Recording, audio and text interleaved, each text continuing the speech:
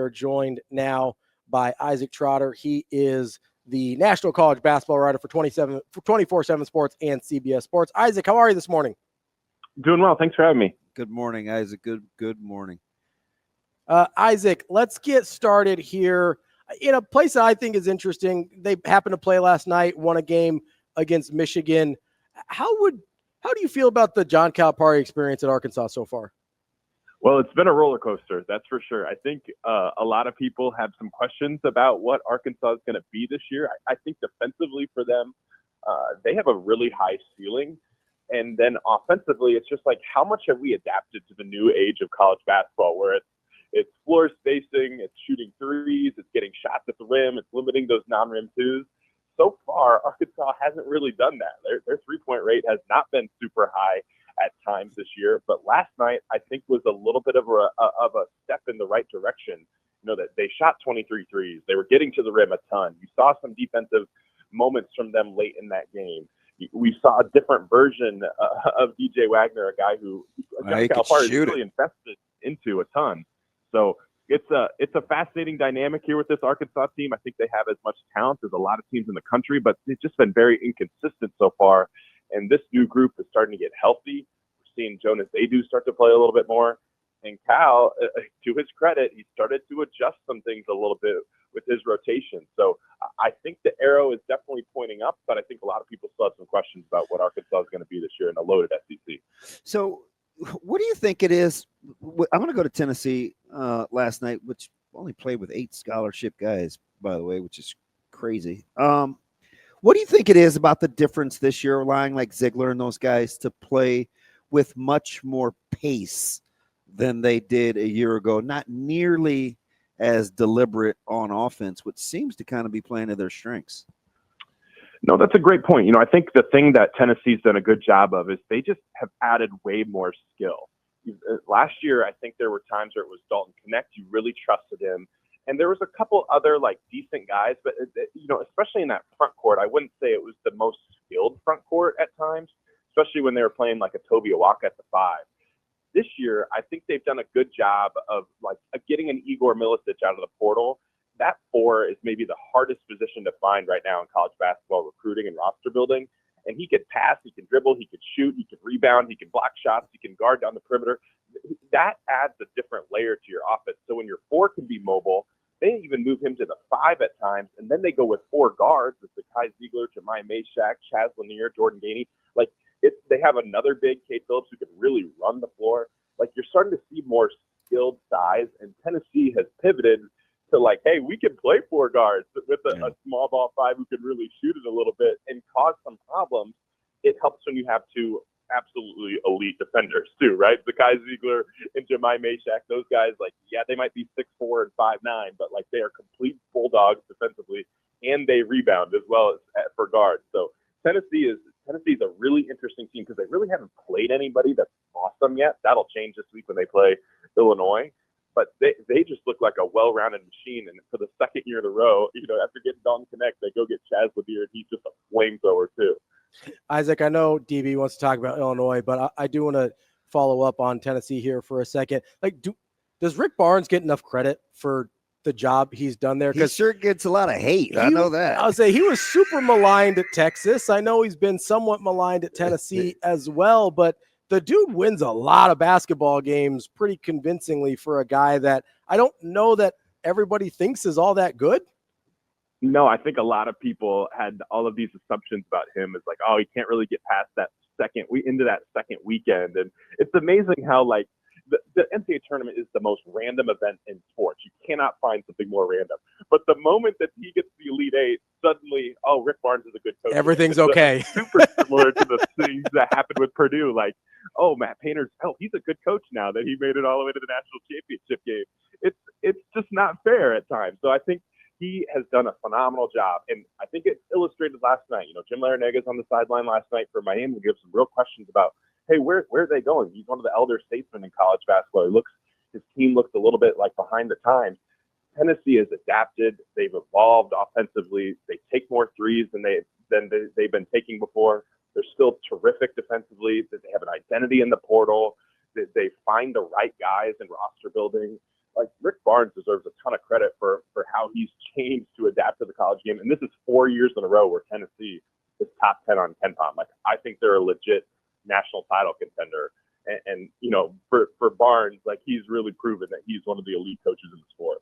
Ravi threw me a softball just because I don't love Illinois as a program. I thought this year this was going to be a much better team than the national experts thought, and primarily it's because, I mean, they got guys like Trey White, right? Really good players that kind of fly under the radar, and it's like you talk about everybody else in the conference, but man, I watched this Illinois team, and obviously it goes without saying, when they're shooting it well, they're a much different team. But do you think this team is better than they look on paper, or do you like them from the off the hoof? Well, yeah, I've had a hard time with Illinois this year. I think they're one of those teams where I think their best 40 minutes is better than any 40 minutes that any Big Ten team will play this year. Completely agree. They have a gear that they can get to offensively with Kasparis Yakishonis and Tommy Avicic inside that is just special. And I think Yakishonis could potentially end up being the number 3 pick of the draft.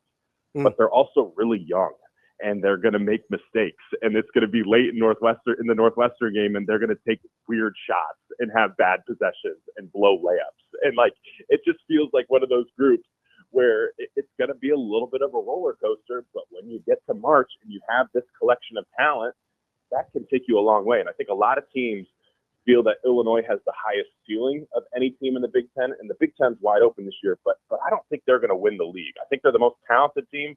I just have a feeling that they're going to end up losing a couple of those nip and tuck games, or those old teams in Big Ten play could like find a way to grind them out in late game situations. I think Illinois is going to find its way on the wrong end of it, and they're going to probably end up as like a 6th seed and be a terrifying team in March, because the talent that they have compared to some of these others is just ridiculous. I mean, they legitimately have 2 lottery picks and a boatload of other Big Ten talent, and they're big.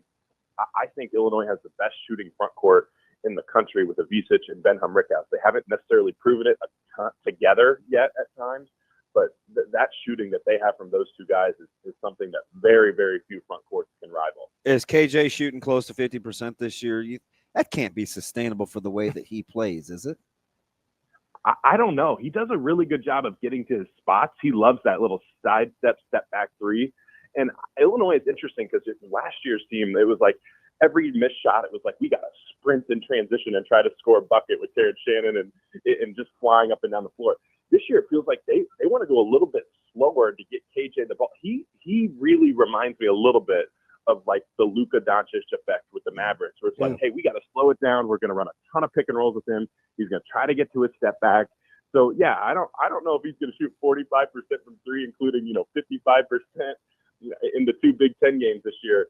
But I think Illinois as a whole will start to shoot. I think Ben Rickhouse is a better shooter than what he's shown. I think you're going to see Will Riley continue to make shots. Kylan Boswell, he's shooting just 22% from 3. We know he can shoot better from that after he shot close to 40% in 2 years at Arizona. So, but KJ, I mean, the thing is that everyone's talking about the jumper right now, but I'm telling you, the playmaking is special stuff from that kid. Isaac, I got to tell myself a little bit here, because the way a lot of fans have felt about Rick Barnes, I kind of feel that way about Brad Underwood sometimes.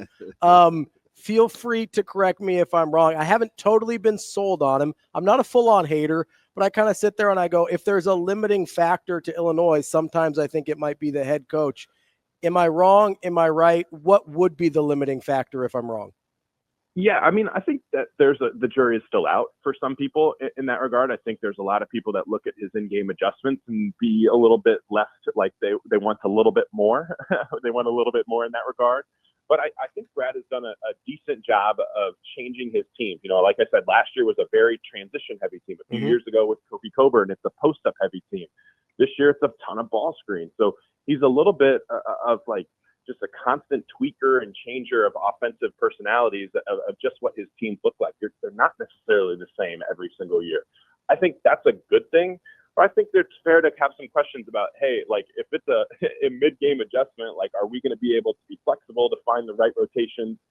That was a problem against Northwestern. There's been some questions about that so far this year, and it could be a limiting factor. But overall, the dude's done a ton of winning at every spot, and the ability to change and adapt his teams in an era when college basketball is like changing every year, I think is is a sign of what he is. I think he's probably a top 3 or 4 coach in the Big Ten. I don't think I would have him number 1 though. Talk about changing in college basketball. How about the style of play if we stay in the Big Ten with Michigan, with the way that Golden and Wolf can play off of each other and use like Wolf is like he's like a point center sometimes. And he's a handful.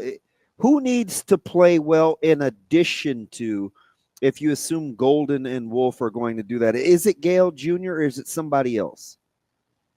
I think it's Gale, because you're right. That big on big pick and roll that Wolf and Golden are doing right now, like it's unstoppable. And I think Gale is really that last guy that can really bring it together, because the rim pressure that he brings, he's a terrific cutter. I think we're probably 0.5 seconds away from having a very different conversation about Michigan if Gale has a little bit more separation on that back cut in the closing seconds last night, where he's able to. And he stepped out of bounds 2 on the 1 too. He can turn the corner in a hurry.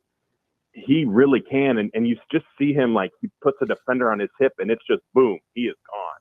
So, and I still have some questions overall about Michigan's perimeter shooting.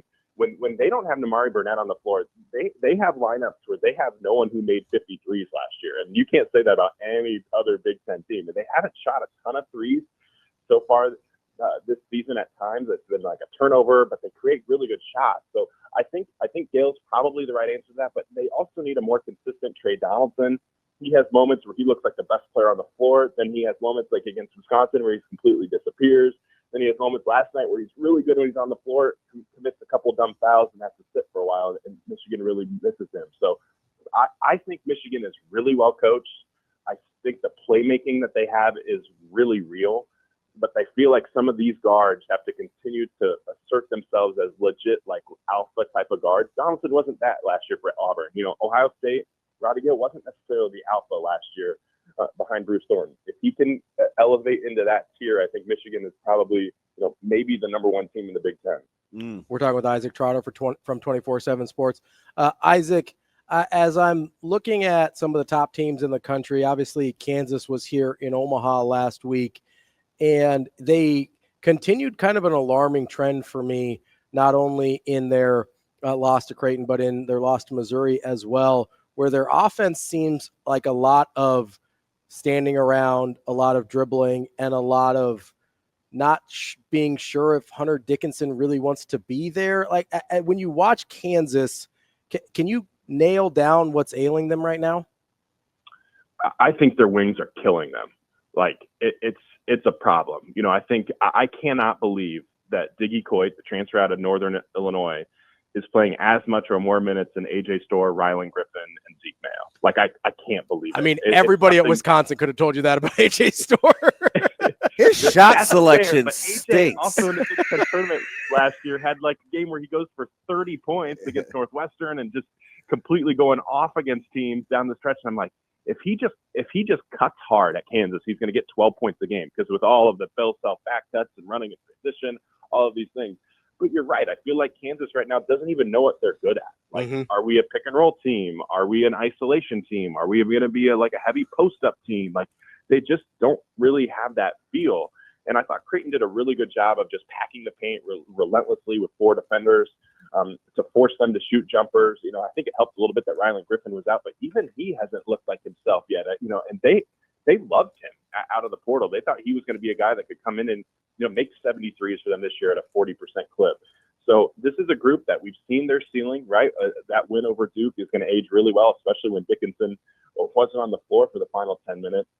But I think it's fair to have some questions about these wings, because this was supposed to be a strength of this roster, and so far it's been a pretty glaring weakness. Before we get over to the Big East, I want to finish here in the Big Ten with we killed 2 birds with 1 stone, as Nebraska's got one coming up with Indiana. And Ravi and I go back and forth on Indiana. Listen, talented team. He's not a big Woodson guy. Nebraska learning to play some offense, can play big, playing good defense. Let me ask you about Indiana first. Who do you think the real Bryson Tucker is going to be if he's going to help Indiana on the perimeter? Yeah, I'm not the biggest Bryson fan. I think there's been times where it's hard to figure out these type of wings that don't shoot it from 3, especially when you have 2 other bigs on the floor that also don't shoot it well from 3. So like the Bryson Tucker, Umar Balo, Malik Renew trio has not been a combination that's worked very well so far this year, just because the floor spacing doesn't work. I don't think it works for Bryson's game. I don't think it works for Indiana's game. So I think they're trying to kind of massage some of those rotations a little bit. And again, they're in a little bit of a rotation period too. They're trying to figure out exactly what are we good at. And I think Miles Rice has to be the best player on this team. He had moments last year at Washington State where he's just tremendous in pick and rolls. And the one thing I've talked about with Indiana, like last year, they were a horrible pick and roll offense.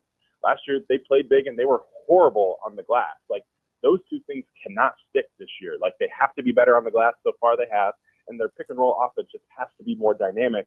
He killed Sam Houston, but it's Sam Houston. I'm talking about Rice. Excuse me, what'd you say? Rice killed Sam Houston, but then again, it's Sam Houston. Like, is that who you think he's capable? Yeah, I don't think he's not going to go 9-12 or whatever he was, but like he's capable. Is that what gives you like the kind of the Rice thing to go with those bigs? You're right. It was Sam Houston. You're right. It's in Miami of Ohio, his biggest games. I think he was really rough against Louisville and Gonzaga. But I think last year there were moments last year where he had 35 against Stanford. He had a game where he's just carving up UCLA for 18 points and 4 assists. Like he was playing like one of the best point guards in the Pac-12 last year. Like, and this is a kid, remember, he beat cancer. Like he's kind of coming back from trying to figure things out early system. We've seen a lot of transfers that have started a little bit slow. I don't think Indiana could be a Big Ten title contender in that tier one unless he starts to play like that. And I think if some of it does come down to Woodson adjusting some of his rotations to get Mackenzie McVako to the 4, to get, a little bit more floor spacing on there so he can get into his pick and rolls. It's hard for him to get to the rim when the paint's constantly clogged with two non-shooting bigs. Isaac, before we get to the Big East, I'm going to lower my voice here because I'm not sure if I'm allowed to say this out loud. But am I crazy, or has Cooper Flagg been a little disappointing so far this year? Am I allowed to ask that question? I know he's basketball Jesus, but like, am I allowed to say that out loud? Oh, Lord. I can't get there with that. Okay. All right. I mean, I don't love the 42% from the field. That's all I'm saying. It's not my favorite. 22% for threes, not great. I'm just saying. I think that's totally fair. Can I interest you in a generational defensive prospect, though, who like guards multiple positions on multiple plays? Like you see him just go, like he'll go guard the lead guard, then he'll go guard the top shooter, then he'll go guard the center, and then he'll switch onto the wing, then he'll go guard the 4. Like that's more the path with him, especially as he kind of figures things out. And I think one underrated subplot with Flagg is last year at Montverde, they went 33-0 last year and barely played any close games. Yeah. So we've seen like some of these big game possessions late in the clock where it's like Flagg has made a couple mistakes. This is some of the first time he's ever had an opportunity to make plays like that in late game situations in a while. So I've been really impressed with him defensively. I think it's fair that he's left a little bit to be wanted offensively at times, but he's a better shooter than 22% from 3. If that number comes back, like he's second in Ken Palm's Player of the Year ranking right now, and he's not making 3s. Like if those 3s start to drop, I think he's a legit National Player of the Year. Let me grab Nebraska real quick, just because we had some talk about Essigen again, and kind of who is he? And then there was the Michigan State, and it's like I think Nebraska needs him to be pretty good if they are going to play big. When you look at this Nebraska team moving forward, who are some of the critical pieces for you, or who would you start with? Yeah, for me, I'm really looking at these bigs and if they can pass. I think that really unlocked a lot of what Nebraska was great at last year. Casey Tominaga was phenomenal, but Rink Matt, I thought was their best player at times and maybe their most valuable player with what he was doing at that top of the key hub. And for me, it's like it's really come down to Berkshire Banyukasel, the transfer out of UCLA. Like I loved his FIBA tape coming out a couple years ago. Like you saw that playmaking there, and that was one of the things that really excited the UCLA staff when they got him. I think they need him to get healthy, up to speed defensively, to be that that top of the key hub that can run some of those dribble handoffs. Last year Nebraska's dribble handoff game was one of the most efficient shots in basketball, and I think Essigen can be a huge part of that as that on the move shooter. But they need a big man that can, make the defense pay. Maybe sometimes you're faking that handoff and getting into the middle of the paint, hitting a floater or getting down to the rim. Like you need someone who could spray it out and see the floor well. I think Banyukasel is the guy who can actually kind of execute that. And they need him. They really need him. So he's probably the biggest X factor for me moving forward, because I think you know what you're going to get from Bryce Williams and Juwan Gary. And the shot making from Esigian is going to come and go, but for the most part, we've seen it at the high major ranks. He can make shots. If a youth Pincel can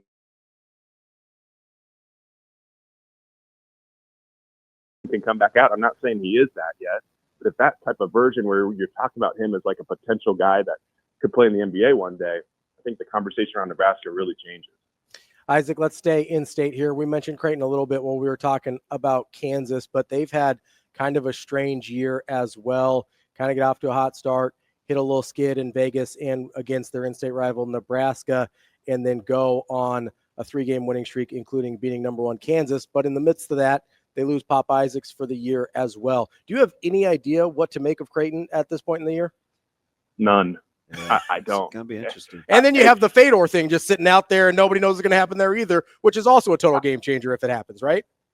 Complete game changer if it happens. Yes. And you're talking about one of the best, on the move shot makers. And then like the Larry Johnson thing was weird too. Like I think a lot of people that really covered recruiting well were telling me that like this kid could really help them this year. And it's just, he's a freak. It's odd. It's really odd all the way around. It's been a season where, I think I like the idea of what Jemiah Neal could be on paper as like that long-armed, athletic wing defender that can really execute their drop coverage scheme really well because he gets over the top of screens and can really rear view contest against some of those guys. But offensively, it's been a little bit of a mixed bag, I would say, right? It was like the 4 points against Kansas, then it's 19 against UNLV, and then it's like 5 against City. It's just like it's up and down. And I think that was kind of the MO with him out of Arizona State. So the Ashworth injury stunk. The Isaacs injury is even worse because, I thought he was a little bit of an analytics darling. I think a lot of people looked at him and go, oh, he shot 29% from 3 last year, not understanding how many tough shots he was taking and the quality of look that he was going to get at Creighton was going to be so much higher. So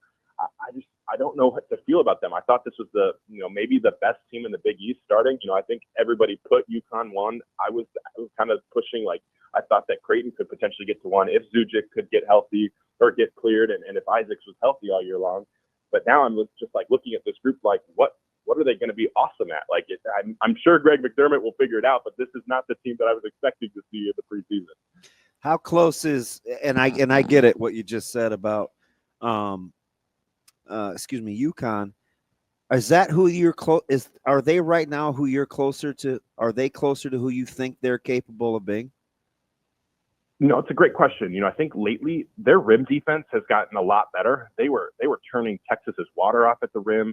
They did a much better job in the second half against Baylor at the rim. So I think that's part of this group's DNA that has to be there. Yes, you're not going to have Donovan Clingan, who is probably a generational type of shot blocker, but there were times where UConn was just getting beat relentlessly off the ball in Maui, and teams were just getting to the rim and finishing at will. That cannot be the case. So also, I kind of wonder if UConn's been a little bit unlucky defensively as well. Teams are shooting 38% from 3 against them, and a bunch of those are contested 3-point looks. So that could potentially come back down to earth a little bit. So I think, the UConn conversation always has to be a little bit nuanced. Everybody, I think, would love if Dan Hurley took it on the chin a little bit for some of his antics. And then there's a lot of hey, they lose, and now they go 0-3. Obviously, this team's not top 25 good, right? I kind of disagreed. I think that they're a lot closer to what they are right now. I think this is a top 20 team in basketball. I don't think this is a top 5 team. I don't think this is a tier 1 national title contender, but this is a top 20 team in the sport because the offense is really good. And when healthy, they're going to have really good rim protection when Samson Johnson and Terrace Reed can avoid picking up 5,000, 13 minutes. That's Isaac Trotter from 24/7 Sports. And the thing you've been most right about today is you're right. I do want to see Dan Hurley take it on the chin. We appreciate your time as always. We'll talk to you again soon. Thanks, Isaac. Thanks for having me, fellas.